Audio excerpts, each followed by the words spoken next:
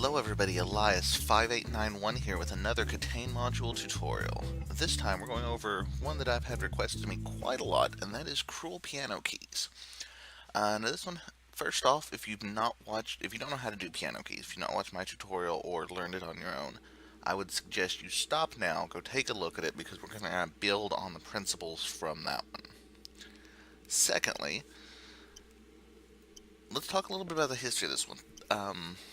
This was originally part of the piano keys module, and there was a toggleable setting where you could set the probability of this popping up instead of the vanilla one.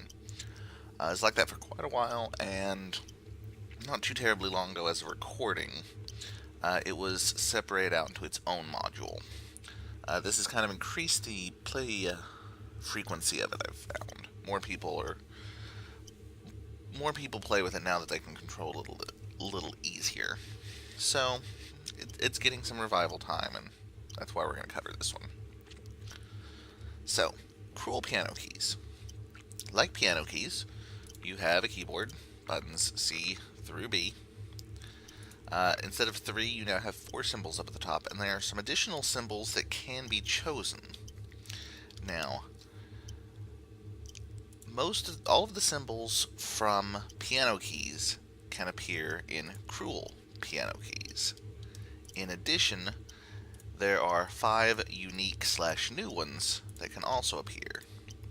I am going to flash on screen now a set of new symbols.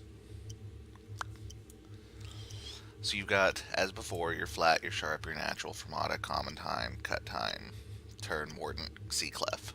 Those are your old ones. And then the 5 down here at the bottom are your new ones. You have a double sharp, which looks like an X, a semiquaver rest. This is also a 16th rest, if I'm not mistaken. Looks like a pair of 7s together.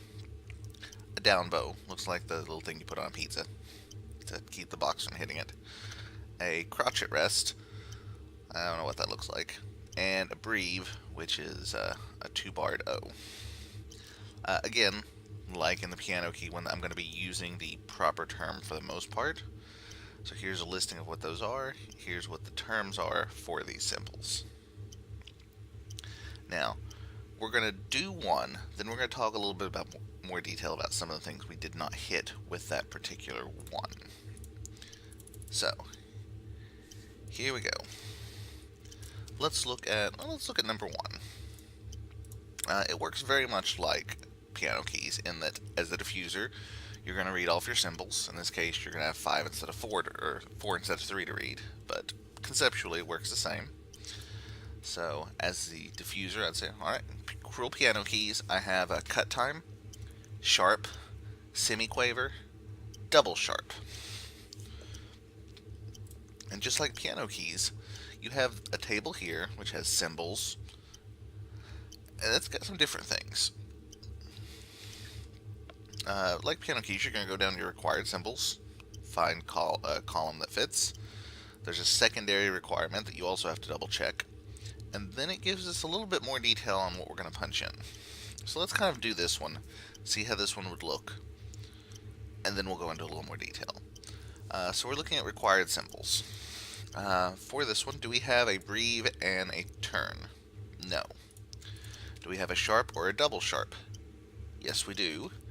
And an empty port plate? No. Do we have a fermata or a breve? No. Or I'm sorry, a down bow? No. Do we have a clef and a semiquaver? No. Do we have a cut or common? Yes. Does the serial contain 1 or more vowels? Z25 Bravo Bravo 1. No, it doesn't. Natural or mordant? No. Flat or crotchet? No. Down bow or semiquaver? Yes. Less than 2 ports? No. Breve or double sharp? Yes. No other requirements. So we found one that fits finally. Took us all the way to the bottom of the list. So, it's going to give you 2 pieces of information. The first is a lookup index. You're going to take your lookup index, in this case it's just a flat 5. You're going to go up to this table 1 here, and you're going to use the prime sequence for number 5. This lookup index tells you which of these starting points you're going to use. So in this case, we're going to use this one. You'll notice that this sequence and all of these sequences includes one of each of the 12 keys. It's not going to be quite as musical, as rhythmically aesthetic as the piano key ones, because it kind of randomizes them a little more. But it's there. So our lookup index is 5, so we're going to take the 5th sequence. Then we're going to have to do a transformation potentially. In this case, our transformation is P, and on the next page, it tells us what these stand for. P stands for the prime sequence. That just means you're going to take the original form of the row. There's no actual transformation. So this one, the reason why we started with this one, is we're going to take this 5th sequence, and we're just going to punch it in as it is. So, as the expert, we're going to tell our diffuser, and as a diffuser, you're going to need to know your keys probably better than you did in the original. C, D sharp, F sharp, D, F, C sharp, B, A, G, A sharp, E, G sharp. Notice, not as beautiful of a piece of music, not a classical tune of some sort. Sometimes it sounds pretty nice though, and that does finish that one for us. So having gone through one, let's take a little closer look at this table 2 here. The required symbols, it's required symbols. There's nothing much to say there. For the requirements, indicators, port plate. Now this is an interesting one, an empty port plate, which we had to check. That is something that is not commonly stated in the edge work. There's 2 modules, to my knowledge, that use that currently. That would be ice cream and curl piano keys. So a lot of people will skip that if they don't see one of those, but it is something to be aware of. Maybe something you want to give out anyway, just to get in the habit. 2 or more of a certain type of port, i.e. duplicate ports. 2 or more port plates. Serial contains a vowel, even number of batteries, indicator with no vowels. Less than 2 ports. It has a little note on this one that RCA is 1 port, or no other requirements. Now the lookup index, you'll see these last 3, 845, very basic lookup indexes. The others are a little more elaborate. Leftmost digit number of the serial number, pretty straightforward. Number of battery holders. Notice this one does have a star. If the number of battery holders exceeds 9, which it will not do without the widget extender, but if you've got that on, maybe it does. If the number of battery holders exceeds 9, you just got to take the last digit. You're going to repeatedly subtract 10 until you go 0 through 9.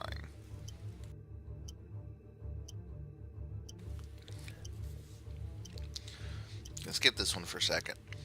9 minus the number of unlit indicators, so 9 minus 0 would have been the case here. Straightforward. Similarly to the other one, if the result's negative, you're going to continually add 10. So it's not quite the same as moduloing, or taking the last digit, rather. You're going to repeatedly add 10 until you get 0 through 9. Again, skipping this one for a second. This one's just 7 or 3, depending on if there's DVI. And then the last 2. Least significant digit of number of strikes.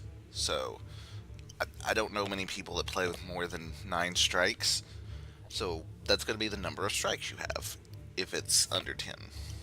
If it's over 9, then it's the rightmost digit. That means that this is one that can have an answer change if you get a strike. Really annoying when you're calculating it out, somebody else gets a strike, then you got to recalculate. Likewise, least significant digit of number of completed modules, same concept. Somebody solves a module, then the answer is going to change. For that reason, for the least significant digit of number of strikes, I like to give a warning as the expert, and as a diffuser, I'll actually usually hold answers. I won't actually input any more answers in case something is wrong. On the other hand, with this one, on the least significant digit of number of completed, as the expert, I'll actually usually pick a number ahead of time So let's say we've got 15 modules on a bomb, and I get this first. I may go ahead and solve it on the assumption that when I solve it, we'll have 10 solved. That way, there's no time pressure on the other people to get their stuff done so that my answer can be inputted. So, important to figure out how you want to play with that particular lookup. So this lookup gives you a number. Number relates to one of these tables. Easy peasy. Transformations.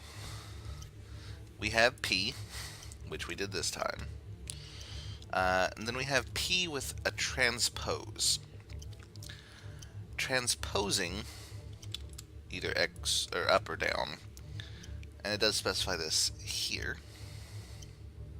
Transpositions apply a translation of the tone row up or down by the given number of semitones. That may not help or so. What that means is you're going to shift the keys you push up or down that many total keys. For example, let's go back to number 1 here. This is C. If I transpose it up 3 semitones, that means I'm going up 3 keys to D sharp here. If I have A and I transpose down 2, I'm going to G. If I have E transpose up 1, that's F. F transposed up 1 is F sharp. This is not too bad of a transformation to do, but you do need to know what order the notes are in. The piano keys manual does have a picture of the piano with all the keys listed, so that's a good reference point if you can't do that in your head. So that's what a transpose is going to do. So we can either transpose up by the number of ports. So in this case, we would have gone up 1, 2, 3, 4, 5 semitones. So my C's, 3, 4, 5 would have become F's. My A's would become 1, 2. We loop around 3, 4, 5 D's. As the expert, I like to go ahead and do that conversion, although a diffuser could certainly do it if he knew how much to shift. The other option is to transpose down by the number of minutes remaining. Ooh boy, this is the one that gives people a lot of annoyance with this one. Because A, your answer's going to change every time the minute passes. B, what if you got a weird clock? Like this thing, I got 47 minutes on the clock. I don't want to transpose down by 47. But the thing is, I don't have to. Since there are exactly 12 keys, if this number is above 12 minutes remaining, I can just repeatedly subtract 12 and get an equivalent transformation. So as I said, right now it's at 47. That's the same as if I solved it at 35 or 23 or 11. So I could transpose down 11 and it would give me the same answer. This is another one where I like to go ahead and if I know I have this one, I like to figure out what I'm getting as an answer ahead of time. So maybe I would solve it, since we had 11 minutes left, or the equivalent of 11, I'd solve it for 7 minutes left. A lot of people like to wait until you have 0 minutes left, that way there's no transposition at all, it's just P, the prime sequence. I don't like waiting till the last minute to do something, but if that's how you feel most comfortable with it, if you feel confident you can get in the 12 keys in 60 seconds, go for it. Other transformations, we have R. R is retrograde. Retrograde takes the prime sequence and does it backwards. So, we're not going to do the whole thing, but let's say my sequence, and it does give an example, but I prefer my own examples. So, the one we did started with this. So if I took the retrograde of just that, it would be this. I'm just doing the same notes, but I'm doing them in reverse order. So I do F, then D, then F sharp, then D sharp, then C. Retrograde is easy. We may have to retrograde, transpose down by 3, in which case you would retrograde first and then drop by 3. Not that it technically matters, because you get the same thing either way. I, inverse, which is the other thing that trips people up on this. An inverse, an I, means to take the prime sequence but reverse the intervals. So if, say, going back to the example I had just a second ago, from C to D sharp is up 1, 2, 3 keys, up 3 semitones.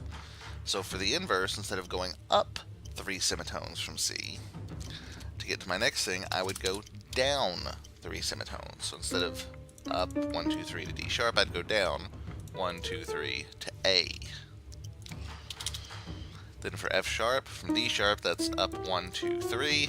So I'm going to take A and go down 3, which puts me at F sharp. A down 3 puts me at F sharp. That is difficult for some people. That's difficult for a lot of people. So here is my advice for that one. This is how I do these. Let's say I've got my prime sequence. C, D flat, or D sharp, F sharp, D, F, C sharp. Not my whole sequence, but let's say that's what I've got. Here's what I like to do. Go ahead, start with whatever your first note is, in this case C, and list out all of the notes until you get back to C. So in this case, C, C sharp, D, D sharp, E, F, F sharp, G, G sharp, A sharp, B sharp, C. All the way from C back to C. So we've listed the whole thing. If I'm doing it on paper, I'll do it this way. I'm going to do it backwards otherwise. Now, take the same starting point, C, and go backwards all the notes. I don't know why I put a B sharp. There's no B sharp. Sorry about that. Let's fix that. Alright, so we have C, C sharp, D, D sharp, E, F, F sharp, G, G sharp, A sharp, B. And then back to C. That's it forward. Now we're going to write it again backwards. You can either start at the right end and just plug in the notes again, or put them in backwards. I actually prefer to start at the other end and work back. So C, C sharp, D, D sharp, E, F, F sharp. And you will notice anytime you do this, since there's 12 notes, you will have one note kind of be on the same row as itself. Sharp, B, C. Or you could write it the other way around. Either way, what we have here is a mapping. If it's this note in the original, it's this note in the inverse. So C is going to stay C, D sharp is going to become an A, F sharp is going to stay the same, D is going to become an A sharp, F is going to become a G, C sharp is going to become a B. So this is the inverse of this. That one gives people the most trouble that I have ever seen on a module, I think. Or at least it was for the longest time. So this is how you do inverse. At least this is how I like to do inverse. Some people will actually just do the notes. You know, they'll be like, okay, +3, +3, -4. So I need to go -3, -3, +4. I don't like doing it that way. It's possible, but that's not the way my mind works on it. Doing a little table like this, much quicker for me. Especially once you get good at doing this table. This last part here, after it doubles, after it loops on itself, is actually redundant since the graph works both up and down, since it works both ways. D sharp becomes A and A becomes D sharp. It's a perfect mirror. So you actually only need the first 6 or 7, I guess, notes. Anyway, we've talked about that for a little bit. Let's see it in practice. Let's do number 4. We have common time, crotchet, mordant, double sharp. Do we have breventurd? No.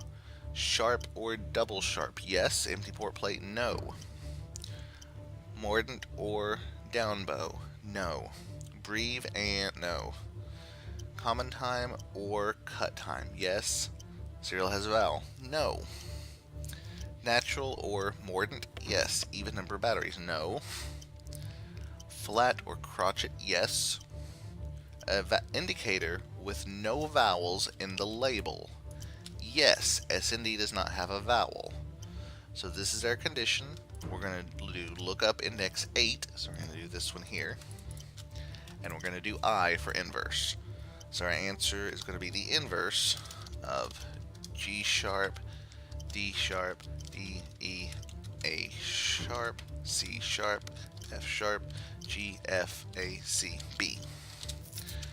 It's an inverse, so I like to go ahead and write out my little table. So G sharp, and we're just going to hit the next notes. A sharp, B, C, C sharp, D, D sharp, E, F, F sharp, G, G sharp. And then in reverse, G sharp, A sharp, B, C, C sharp, D, D sharp, E, F, F sharp, G, G sharp. So we're going to inverse. So we're going to take whatever's on the other side. G sharp becomes G sharp. D sharp becomes C sharp. D becomes D. E becomes C. A sharp to F sharp. C sharp to D sharp. F sharp to A sharp. G to A. F to B. A to G. C to E. B to F. This inverted thing is my answer. You will note on this one, my sharps change to sharps, my non-sharps change to non-sharps. Certain notes will do that, but that's not a consistent thing. So let's punch that in. G sharp, C sharp, D, C, F sharp, D sharp, A sharp, A, B, G, E, F. And there we go. It's another one solved. Now this is a long one. So we'll go look at one more. And then I'm actually going to do a second video a little later with some more examples because I don't want this one to be too overwhelming, too boggling. This is probably going to be the longest one I've done. I don't want to completely overwhelm you. So we're going to do one on this one. Let's do 3. Okay, so number 3, we have here we go, we have a fermata, a common time, a C clef, and a turn, all old symbols. So required, breathe and turn, no. Sharp or double sharp, no. Fermata, yes. 2 or more of a certain type of port, or duplicate ports. No, we don't have 2 of the same port. Clef and semiquaver, nope. Common or cut, we do have common time. Serial contains 1 or more vowels, it does, has an A and an I. So we have our winning row. Our lookup index is going to be the least significant digit of number of strikes. I just started this bomb, so I don't have any strikes. So that's going to be prime sequence 0. And we are going to have a transformation on this one. So let's get this punched in.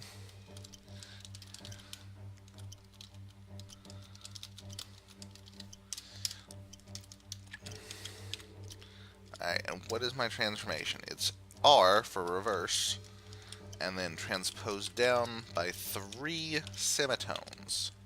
So we're going to go down 3 notes. Again, I like to do a little table if I don't know them off the top of my head. I'm starting at F. F, F sharp, G, G sharp, A sharp, B, C, C sharp, D, D sharp, E, F. I'm going down 3 semitones. So what's down 3 from F? This is the only one we're going to manually calculate. Well, that would be 1, 2, 3. A D. So it's going to be D, D sharp, E. And then everything else can copy over because it's going to stay in the same order. F, F sharp, G, G sharp, A sharp, B, C, C sharp, back to D. So let's convert. This is a one-directional table. Top row changes to the bottom row. Can't do it backwards. So we're going to have D, B, D sharp, F, A, G sharp, G, A sharp, E, C sharp, C, F sharp. So that gives me my transposition. I've gone down 3 semitones by doing that. Now I need to take this, and I need to take the retrograde, so I need to do it in reverse. So I can write it out, or I could just say it. I'm going to write it out just to make sure I don't error. Because I know when I was testing this module for this video, I had a bad habit of losing my place and then hitting the wrong key. Don't want to do that now. So this is number 3, and here's our solution. This is just this row typed in backwards. So we're going to do F sharp, foxtrot sharp, C, C sharp, E, A sharp, G, G sharp, A, F, D sharp, B, D. And there we go. I'm going to leave this up on the screen, and we're going to actually stop the video here. I'll give you all a chance, if you want to solve it between this and the next video, go ahead and see if you can solve these 3. We have no strikes. If time is relevant, and I don't know what the answers to these are yet. If time is relevant, let's assume we solve it with 12 minutes left. We're also going to assume that we keep the 0 strikes. So, this should be all the information you need. We're going to have a second part to this video. When we come back, we'll go over this one, and then we'll do one more without you being able to see it, and we'll finish it up like normal. In any case, this is where we're going to stop. Stay tuned for the second part of this one, and until next time, guys, this has been Eliott. Thanks so much for watching. Have fun, and don't explode.